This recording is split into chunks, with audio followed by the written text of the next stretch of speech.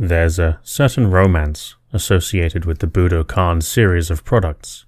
The Sony DR-S100 was originally bundled with the WM-DD100 Boodo Walkman in 1987, and despite the extensive documentation, photographs and videos of this exceptionally famous piece of Sony Walkman history, there is almost no information readily available that describes its companion headphone.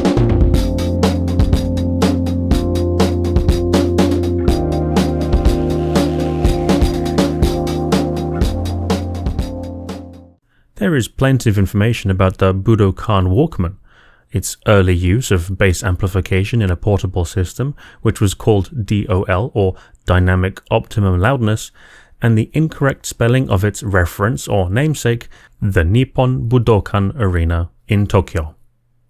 On the outside, the DR-S100 uses an updated version of the DR-S3, a budget consumer model from almost 10 years prior, from 1978.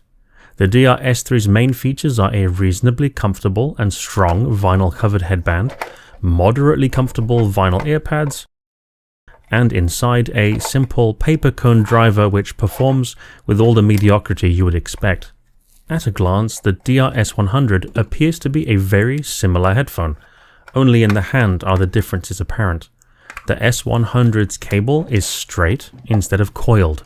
The L and R indicators are black instead of blue and red.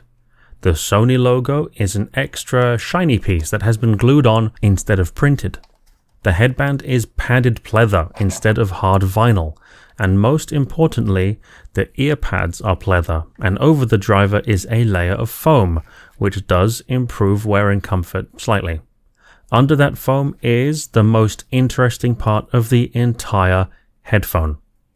The driver in the DR-S100 is, for all intents and purposes, unique, but it is obviously a 40mm studio monitor driver. From the front, it appears to have a pearlescent sheen, and from the rear, this driver has damping material unlike any other. They didn't just dump in a driver, it was carefully tuned for this headphone. When we look at the history of Sony's studio headphone lineup, the DR-S100 only had 4 predecessors. Logically, we can easily eliminate the titanium-coated MDR-V7 and the gold-coated CD-700, so that leaves the V6 and CD-900. The V6 has a transparent mylar diaphragm, and the CD-900, like the Z-900 and CD-999, has a diamond-coated driver.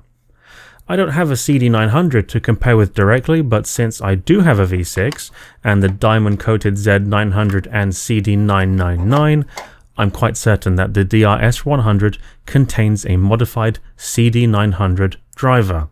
This is great news, because the WM-DD100 wasn't just a fun or niche product, but one of the very first Walkmans with a bass boost system and was released as a higher-end product. I'm still a bit confused by this headphone. Did they have too much unsold DR-S3 stock?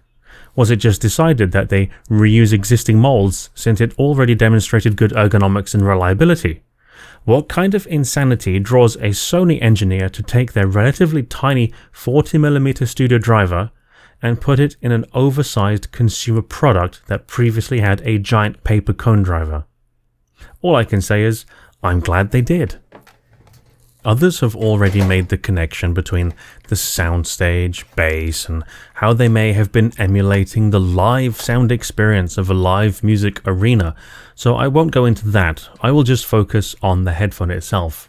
The first thing that hits you is, of course, the soundstage.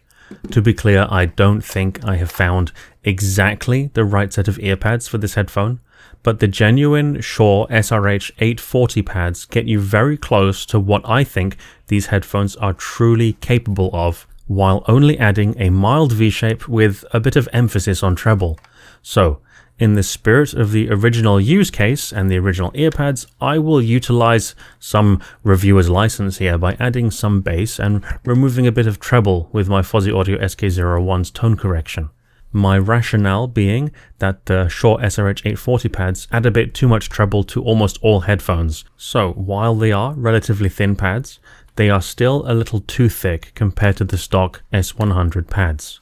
Pushing the headphones closer to my ears with my hands makes these sound fuller and less piercing, so I will try to emulate that as close as possible with tone correction.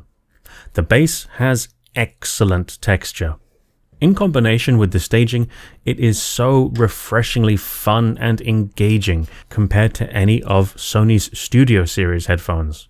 It has all the speed, agility, and texture you associate with a Sony Studio driver, but with a good dollop of added kick.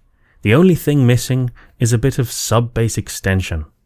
Despite the frequency response, the mid-range doesn't sound particularly unnatural or have any glaring issues with timbre.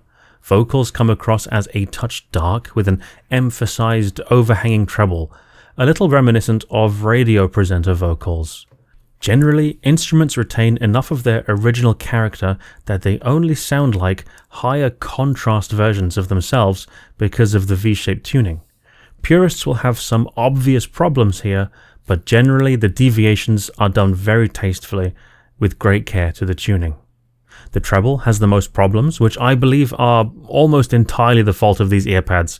With the set of DR-S7 earpads, which are very similar to the DR-S3 pads but not quite the DR-S100 pads, everything evens out a lot, leaving only two prominent peaks in the upper mids and low treble, so I don't recommend the S7 pads.